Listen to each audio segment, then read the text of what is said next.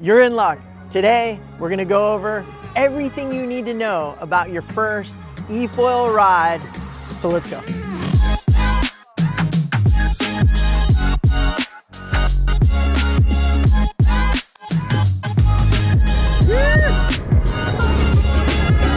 Thank you so much for joining us today. We really appreciate you.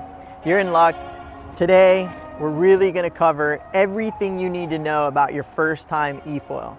Safety, to what board I should choose, to the proper way to get started, keeping it safe, building my way up to foiling, and then obviously becoming and enjoying this wonderful sport of efoiling.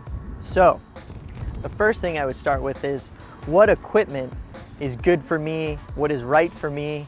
Everybody's got different weights, sizes, abilities.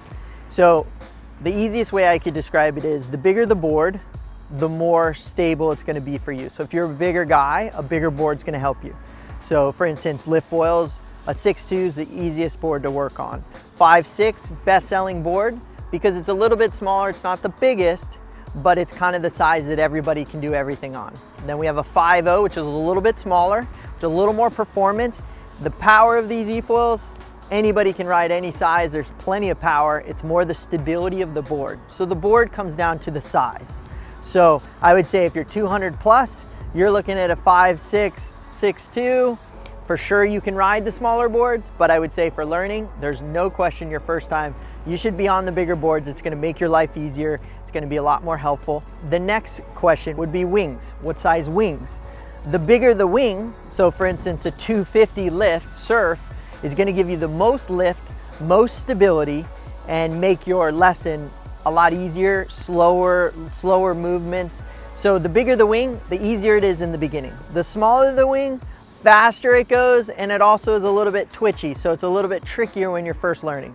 So in my opinion, I'm just gonna give you, if you went and took a lesson, the easiest way to get started is get yourself a big board, whether it's a 6'2" or 5'6", and that would be the perfect way to start with, say, the 250 wing or 200 wing. That would be what I would recommend your first go to get started, your first lesson, your first experience. The next step is you got your equipment.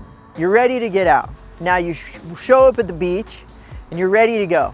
Location is super important, one, because you want to be operating with the proper authorities. So, you know, we recommend registering these boards. They are vessels, so we recommend registering your Efoil no matter where you are in the country. For sure, there's probably places you can get away without using it, but I would recommend registering it. It's a powered vessel. Most powered vessels need to be registered, so we recommend registering your vessel. Learning, like what are my best conditions? Choppy conditions, flatter conditions. As you get better, you can ride all conditions. Waves, chop, you name it, you're above it, you're flying. The beginning, try to find yourself super flat, whether it's blocked by land or a building, and it's really flat water is really gonna help you in your first time. So I totally recommend your first experience to try to be on really flat conditions. That's gonna make, one, your first 40 minutes the easiest and safest 40 minutes of learning the Efoil versus going out in conditions that are really choppy and windy. It's gonna be a lot harder because the chop is making it's actually making ramps, which makes that foil change the way it pitches, which makes it harder for you to balance. So location and picking the right conditions is very important on your first Efoil ride. So the next thing that is very important with an Efoil is proper safety equipment. So I totally recommend everybody on your first lesson a helmet, an impact vest, you know, full wetsuit, all the way, even if you have booties, because you're kind of you're going from laying down to your knees and standing a lot. And so you may be rubbing your knees or you're rubbing a little bit of skin off your feet. So it's really good to have a full wetsuit or any type of covering on your feet. And a helmet for sure, just added safety, impact vest. If you fall, you know, it's nice if you can swim, totally up to you. I recommend it'd be good to know how to swim. Those are some of the key items I would have for just being safe on your first goes. As you get better, obviously it's up to you, however you want to ride. You can ride with your eyes closed and, you know, whatever. But ideally, start with some safety protection. I would say your most dangerous time on an Efoil will be in your first 40 minutes. It's that first learning curve, that first kind of up and down and touch and goes, that's going to be your most dangerous part. So if you take your time on that part, the rest of your Efoiling is going to be the most magical experience for the rest of your life. But that first little 40 minutes, things you start to accomplish it and you start to achieve it fast and you think you know what you're doing and then it bites you. So you just wanna be very cautious in that first bit. We're gonna go more in depth later, but I just wanna be super copacetic with you and say, hey, look, that first hour, first 40 minutes, really take your time. You're gonna get it. Just, it's worth taking your time and doing it right. So the next step is, hopefully before you showed up at the beach, or you did your due diligence, you have your Efoil. You want to make sure, no matter what Efoil you purchased, you want to make sure you learn everything about it. So most of the companies out there, for sure Lyft, has all the information for you to properly know how to connect your battery, how to properly disconnect your battery, how to link or sync a remote to your board, how to take the fuselage or take the strut off, the mast off the Efoil. So you just want to know some of these things so you're in the know of the product. You also want to know just the safety things like, remote screens or batteries. You want to keep them out of the sun for sure. You want to decharge your batteries as much as you can just for safety. Fireproof case for your batteries is only just added safety. All these things are good to know and good to do to be, one, have a safe e-foiling experience, and two, to have the greatest experience and keep your family safe and take all precautions to really enjoy the sport. So watch all the videos from all the companies for sure. You can go straight to the Lyft website and see absolutely everything, but you want to learn how the remote works. Make sure to go to the Lyft app on your phone and sync everything. Make sure always these are up to date. So there's a Lyft app you can go to. You can sync your remote, sync your board. You want to do this on a weekly basis to make sure you're always up to date. It's just like a cell phone where you just want to have all the information there so that you're always on the safest version, so that they only make these improvements to help better your session. So it's always worth getting those firmware updates and doing it. So make sure to do that always. If you're watching this right now, literally go to your phone and do your firmware updates. I'm sure you'll be pleasantly surprised. So very good tip for you to remember. So just to show how simple these are and how well made they are, especially these Lyft Efoils, really all you have is 2 screws right here and 4 screws right here, and that is it. So this is a propulsion case. These 2 screws you pull off, this wing comes off, so I can use any wing Lyft makes on my Efoil, on my Surfoil, on my Kitefoil. Everything is modular with these 2 screws right here. Now there's 2 screws right here because you can change your back wing to have smaller or bigger back wings, more for performance, but most people, just so you know what that does. These 4 bolts, that's all. 4 bolts to that board and it's game on. So to set this up, if you had to put it all together and go for a cruise, it's less than 5 minutes and you're out on the water. So it's a really simple, easy system, and that's all you got to remember. It's 2 different Allen screws and that's it. Game on. What makes, I think, the Lyft hands down the best Efoil in the industry is, one, we have a trigger, which is like a gas pedal on a car. So like, do I want a car that just had cruise control? No, because I want to go fast at times. So this gives you the ability on an Efoil to go blazing as fast as you want and monitor at a quick instant, faster, slower, which is amazing. Now, when you're first learning, what's super awesome about the Lyft remote is, I'm going to go ahead and turn it on here and kind of show you, but it has a governor setting, and what the governor is, or lightning bolt settings, you have 1 through 15. Now, that means it's a certain percentage of the battery that is given to you. So for instance, 50% of the battery is going to be given to you at a lower level, and then 100% is obviously going to be 15. Now, what's amazing about that is I can literally set, by just hitting negative, going down, and set this to exactly the speed for a beginner on whatever size board they may be on, to where they can squeeze that throttle full and hold it, so that when they're up to that perfect level planing speed, they don't have to think about the remote. It's perfectly set for them to just focus on standing up, obviously keeping their weight forward for safety, but they don't have to think about the remote. It's really nice in your first 40 minutes to an hour to have that perfect set, and all I know what I do is, if I'm gonna fall, I'm good. That's it. It simplifies the version of thinking about the remote. So for your first 40 minutes, an hour, it's a really helpful tip, and a lot of people actually like riding like that. As you get better, you're gonna want the gas pedal 100%.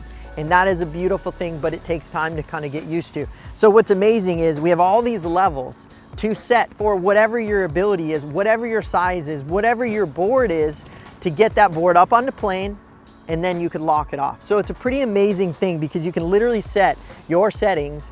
I've even set down to 1, and I let a kid ride around by himself, never foiling, but he can ride around on the board and have fun because I can give him such little power that he'll never get himself into a scenario. So it's a beautiful thing. It's a very beautiful tool when you're learning. And I highly recommend this. Make sure to, if you don't have it, if you only have 4 on your remote, download the firmware and you're gonna have 15. So very important to upload this. It's a home run for sure. So the hardest part, I would say, is picking the perfect number for each person. But I'll give you a general idea that hopefully will help you. So recently I've been taking some people, they would probably be anywhere from 150 to 200. And that's, you know, a different in pounds, 150 to 200. And I would either set them at 3 or 4. And I was on a 5.6 with a 250 wing. So that 250 wing has a lot of lift. 5.6 is a pretty big board. But in 3 or 4, depending on their size, if they're a little bigger, it'd be maybe 4. But most of the time I could get away with 3. They could squeeze full throttle in the learning, and they were up to the perfect planing. Now, when I say perfect planing, you don't know what that means. What that means is, it's just like a boat. If a boat is plowing like this, it's not planing. You want that board to come up and plane where it's flat and it's moving. Then that means that that foil can lift you at any given second if I just literally shift my weight back. But I'm also at the minimum speed, which is safe, because if I'm going super fast, things happen a lot quicker, and it's really nice in your first lesson. So in my opinion, your first experience, 3 or 4 is really good. Now, if I have a smaller board, say a 5.0 or a 4.4, this is gonna change. You may have to have a little bit more just to get it to plane. So these are those things that you just wanna know and be aware about. But I would say in general, most people could be under 5 or 6 and have plenty of power to have as much fun as you wanna do. Yet saying that, we have 6, 7, 8, 9, 10, 11, 12, 13, 14, 15. To go 800,000 miles an hour on these things and tow your friends and tow all your buddies and tow a semi truck and do all these things that it can do. So amazing power in these, but just know, you know, anywhere from 6 and down, 100% plenty enough power. And a lot of us, you know, I get this a lot from people, but they say, Damien, I hit 12 today, I'm rocking on 12. I'm like, that's awesome. I ride on like 7. I've used 15, I can use it all. But in reality, get yourself comfortable. Make that trigger be comfortable for you. And it may be 8, it may be 6, it may be 4, it may be 15. Who knows? The higher you go, 15, for sure the twitchier it's gonna be. The lower you go, that's gonna be a really easy pull for less power. And it's all delivered by battery percentage. So the lower the percentage battery dishing out, it's gonna be the lower the number. Obviously, the higher amount of battery you're using, so we'll call it 100% of the battery, is giving you that level 15. So that's kind of how it's done, just for your knowledge. So proper ways to carry your Efoil. Quite simple, but I would say the simplest way is just turn it on its side like this. And you can literally just grab the mast with one hand, handle with the other hand, and you lift up, and I would walk directly into the water like this. In my opinion, the easiest way to learn this sport safely in your first lesson, and hopefully this really helps you, but what we're gonna do is we're gonna go through what it's like on the board, and hopefully you can do this on the land, and I recommend to do this on the land multiple times over and over and over. Spend some time so you know the process on land before you go into the water with your Efoil. So what I'd recommend is get a blanket or get a board or anything you wanna use. Right now I'll use this board right here. And some very important tips are this. When the Efoil is sitting there, there's wings and motors underneath it. So when you're in the water and you're climbing up, just always kind of come from the back. Try not to be kicking around it, or else you'll kick the wings or you'll kick something, and those are sharp and they may cut you. So just be aware of your Efoil below in the water when you're swimming up to it. I always try to climb up the back of it. So you're just gonna climb up. You'll have your remote in your hand. You can obviously have it off if you would like, so that you don't bump that trigger. A lot of people, when they climb on, they have this in their hand, the power's on, and they hit the trigger and it wants to go. So just little things like that just be aware of. But I would climb on your board, and I'm righty. So I'm gonna keep this in my right hand, but we also With this strap, you can move it to the other side, so it could be lefty. It works for both righty or lefty. But most important thing is you're gonna get on your Efoil, you're gonna climb onto it, you're gonna be laying down just like this. I have my remote in my hand, my arm right here. And the most important thing is to just motor around. Just get used to your throttle, your setting. Maybe you're in the beginning, your first use of it. So go to 3 or 4 and just get the feel of trying to get it up to plane. That's all you're trying to do is ride this. You're not trying to fly, you're just trying to ride this. Now, a thing that you can work on the beach that'll really help your in the water ability is you start laying down. Now, the most important thing with an Efoil is keeping your weight forward. It's an airplane, so if I tilt and put all the weight in the back of the airplane, it's gonna wanna fly. So if my weight is forward, that airplane or that foil is gonna stay down. So I wanna keep my weight forward when I do anything to be safe. So if I'm gonna go to my knees, which I've ridden around laying down, I feel pretty comfortable with it, I'm gonna go to my knees as the next step. Now, if I literally just took my weight and I went back to my knees, this board would launch up vertical. So you can't do that. So the trick is to keep your weight over your arms, and you can literally kind of pull your body forward, pull your knees up, but right now my weight is sitting a little bit more over the front of the board. Now, obviously if the nose is going underwater, you're a little too far forward. But in general, to be forward on the board is really gonna help you from it flying. So I always try to keep that one hand or weight forward, and then what I do is I test it out. So I take my knees and I bring them a little bit forward, and I'm just riding right now. I'm a beginner, so it's my first go. So I'm actually full throttle at perfect planing speed. I feel really comfortable. And now if I start to come up and that board starts to lift up, I need to go forward. That means I'm too far back.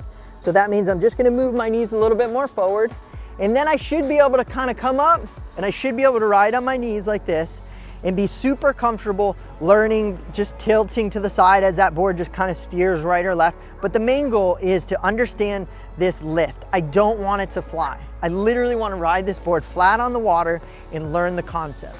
So once I feel pretty comfortable riding on my knees and I feel like I'm ready to stand up on this. Now remember, all we're talking about here, I'm not foiling. I'm trying to keep that nose down. This is not foiling. You will end up foiling, but this is how to safely learn it. So I'm ready to go to my feet. So this is the hardest part for people, but you want to bring your front foot up.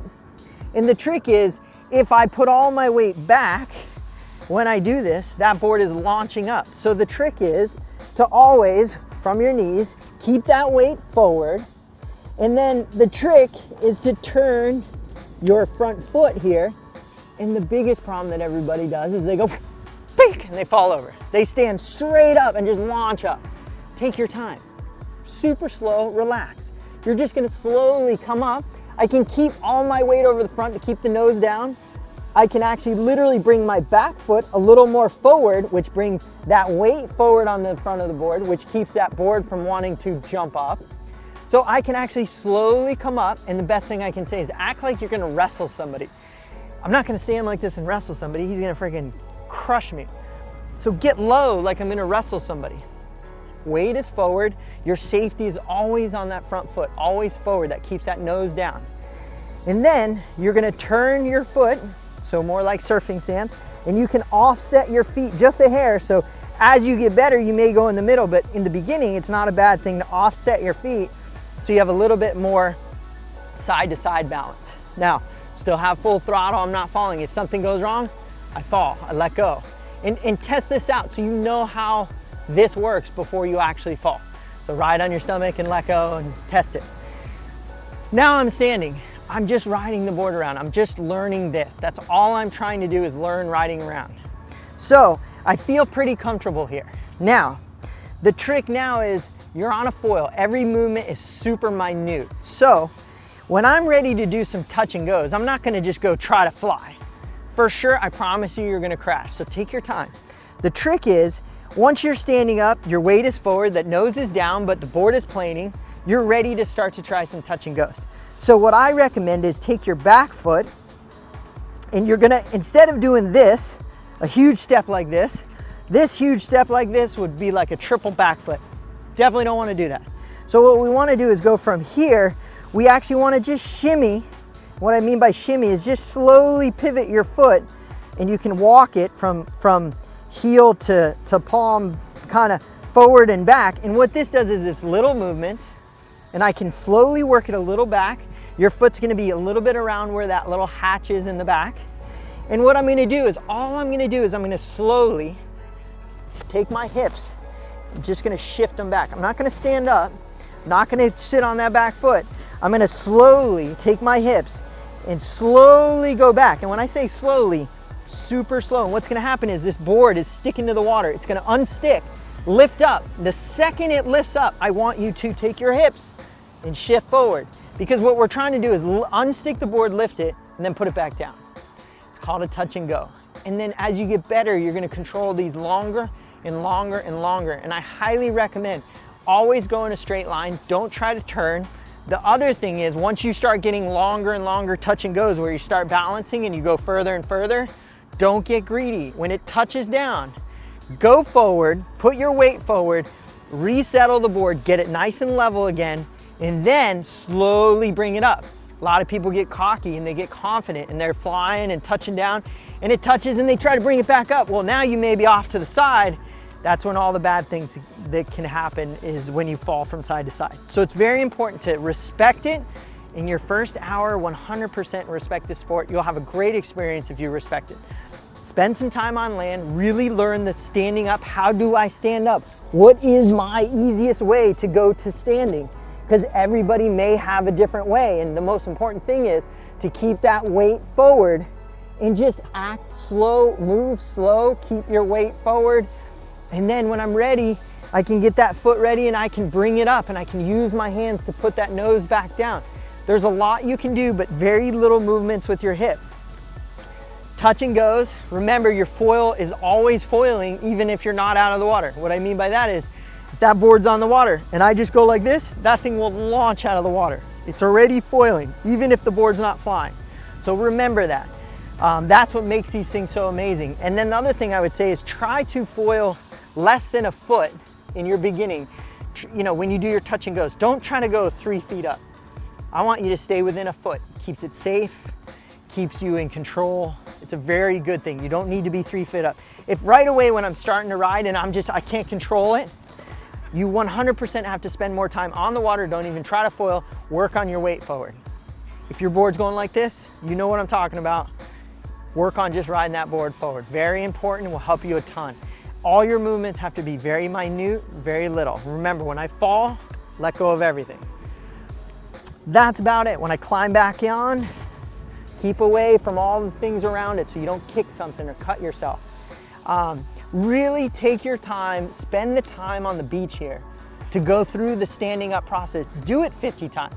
You're gonna do it in the water and that's not gonna be as stable as land. So learn it on the land, then take it to the water. It's really gonna help your first experience. It's gonna make your first experience a whole lot better because you've already figured out, and let me just I'll just show you this from a side angle, but if I'm laying down and I'm gonna go to get up and I just go like this, that board is gonna go vertical. So very important to know your weight. We wanna keep that weight over the front so that no matter what I do, this board nose stays down. That is your safety. So it's very important to know this before you hit the water. Once I've got comfortable just riding the board around on the water, and maybe I'm attempting to do some touch and goes, it's still very important that, okay, I gotta make a turn. How do I make a turn? So when you were just riding the board on the water, never foiling, it's good for you to just put a little heel pressure and you can literally steer that board. Now remember, as you make a turn, that foil automatically wants to lift. So put your weight more forward and that board will slowly turn around without ever lifting up. Very important that even if I'm doing touch and goes and I need to make a turn, I put all my weight forward again. I may even bring my back foot forward, which makes all my weight come more forward on the board, which keeps it from foiling, makes it easier for me to turn without having an issue. So then I make my turn, whether it's toe side or heel side, that's just a shift of your weight. It'll turn that board and start to steer. Once I get back to my straight line, that's when I'm gonna start again, and I would shimmy my foot back and I would slowly shift my weight. It starts to lift up. The second that board releases all that drag, I counterbalance my weight forward, and I'm trying to take that board, I'm trying to lift it up, and then counter it flat, and just keep it level just above the water. I don't want to be flying like this, that's stalling. I want to be flying nice and flat, but to get it up, it has to rise, level it off, and then just try to keep it nice and level. That's super important if you can pull that off. Other than that, I would say, look, take it slow, take your time. It may take you 2 days, it doesn't matter. You're gonna learn this. It's gonna be the coolest thing you've ever done, but take your time, because the beginning is when the most issues can happen. If you take your time, you do it right, it's gonna be the greatest sport you've ever done, hands down. I just wanna hit 3 important tips. No matter who you are efoiling, it's very good information for you. 1, your safety is forward, period. Get forward on that board, it's gonna stop it from foiling, and it's gonna help you be safe. So remember, forward is safety. Forward on that board keeps it from foiling. 2, little movement. When somebody says, tilt your weight back or forward or side to side, this is literally a unicycle on the water. So I'm talking minute movements do a lot. So very little movements with your body shifting your weight around. That would be my number 2 tip. Number 3 would be, go have fun and do this. It's the coolest thing you'll ever do in your entire life. And it's great for the whole family. And I promise you, all you women out there are like, oh, my husband's crazy, he got this thing, whatever. And then they all fall in love with it. All the daughters, all the wives, everybody, to where the poor husband has to go, I gotta get another. That's what happens. So I'm just telling you what happens. So another really important thing I think that everybody should know is, especially with the lift, it's amazing, but you know, everybody asks like, oh, are you gonna run out of battery? And when do I know? Am I gonna get stuck in the lake or out in the ocean? Here's a really important tip that you should know. Your remote always says the percentage right. You just gotta look at it. The bummer is you have so much fun. A lot of people are like, oh man, I ran out, because they've never looked at this. Pretty hard, it's right here, like you should be able to figure that one out. You just look. Even though I know it's really fun, but just look. But what's really rad about lift is as you get lower here, once you hit about 10% and you start going lower, it's actually gonna go into low mode, low battery mode. Low battery mode takes you to a low, you'd squeeze full throttle, and it's only gonna be so much power, but it's like a limp mode. It's gonna help you get in. If you've gone pretty far, it puts it to the most efficient way to get you into shore without burning too much battery, so it tries to help you there. We even have an extra low battery, so it goes from low battery to extra low. And it all starts around 10% and down. So just kind of keep that in mind, it's there. But I highly recommend, look, if it says 10%, that means you should be going home, or you should be close to home, or you should be ready to go hang out with your family. So, or you're gonna swap out your second battery and go for another incredible ride. So just a good tip to know that, you know, really monitor this so you never get stranded out there. And then I always say, just like any other sport, I would say, go as far as you want to swim back, or go as far as you want to swim back in, whether it's kiting or efoiling or anything. It's all you, you're the pilot. So, you know, if you're flying over the Bahamas and you go down, you're over the Bahamas. So keep that in mind when you're riding these things. So everybody has a way they use their efoil. Now, me personally, I just want to be as safe as I can with my family, with lithium batteries and whatnot. So when I run these things down, right now I have 65%. I run it all the way down to low battery, and it says low battery. And I literally will jump in the water. You can barely foil, you can't foil really, it just is a motoring around. And I motor it around until it hits extra low battery, because I know that my battery has very little energy in it, so it's super safe at home. There's no energy in it. It's completely worn out, so less likely to have any issue. If there was ever to be an issue, it's a really good thing to just, you know, take extra cautions. It's not gonna hurt. If you leave your batteries fully charged, it's a lot of energy charge in there, and for sure it's fine, but me personally, I recommend decharging for sure, run your batteries all the way out, and then you're super safe, and you don't have to worry about it. Or have some fireproof cases. You know, take the extra precautions. I mean, Tesla cars and you name it, everything, you know, is not 100% with lithium right now. So I would just say extra precaution isn't gonna hurt anything, and that's what I do. Everybody asks me, Damien, you know, what do you do to upkeep your units, or how do you keep them nice, and what are the proper things that you do to keep your gear nice? Well, truthfully, I always keep it in the bags. I always rinse it down after every use. I just try to get the salt water off it. Usually 99% of the time, there's never any water in my units. So if you have water going inside your hatch, you should check your seals or check your your hatches where it connects. Maybe put another twist on it, make those hatches a little bit tighter, and you shouldn't have water in. You know, your 4 bolts right here has a gasket. Maybe that gasket, maybe you need to tighten that a little more and water may be seeping in right there. That's it. Other than that, your hatch should be dry. I take fresh water. I take a little lawn sprayer and I take it to the beach, and what I do is I just rinse this whole thing down and I just get all the salt water off it. And then what I do is I put it right here. There's a little teeny hole right here. And actually, there's a hole right in front of this cone. And the water goes in here, up this strut, and it spits out right here. And it's a cooling system, so it just keeps the temperatures down. So you never want this clogged.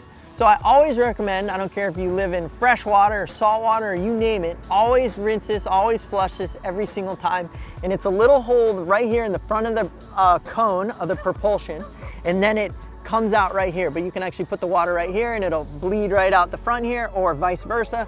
But either way, you just flush that, rinse this down, I wipe it down with a towel, and I always set the board, I always set it nose down. And the reason why is, if there was any water inside, the water is going away from the electrical box inside, which is super smart because you don't want water sitting in the electrical box. The next thing I do with my remote is I always leave it standing straight up, because if water ever got inside here, it's not gonna ruin anything. It'll sit at the bottom and you'll be golden. So I always set my remote up. Other than that, they are bomb proof. They are amazing, and I freaking love it. Thank you all so much for watching. We sure hope this video really helped you on your first Efoil experience. We can't tell you how grateful we are that you are following along Gwen and I for this ride, because look, we're just trying to do everything we can to help you. So make sure to like and subscribe, kick the bell, hit the bell, click on the bell, hit this link, subscribe down here, go over there left, just follow it. We appreciate it. You're helping us do this. We want to create as many videos as we can for you, so we really appreciate you. The more help you can give us, thank you so much, and we'll see you on the water.